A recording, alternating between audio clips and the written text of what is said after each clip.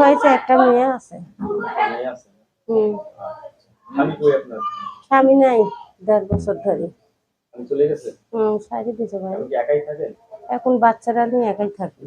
বাচ্চারা নিয়ে একাই থাকেন? হুম। অনেক কষ্ট আছেন দেখা যায়। অনেক কষ্ট, মানে অনেক কষ্টে আছে ভাই। তো যদি ভালোবেসে আপনাকে ঘরে তুলতে চায়, আপনি রাজি আছেন? অবশ্যই রাজি আছি। তাই? হ্যাঁ। আচ্ছা, অনেকে তো বউ মারা গেছে, তাদের ছেলে মেয়ে আছে, তাদের মা হবেন? হ্যাঁ, অবশ্যই হব। তারা যদি মানে নেয় তাহলে হইতে কি কিছুই না। আপনার ছেলে সন্তান হবে তো? অবশ্যই হবে। কি কাজ করেন আপনি?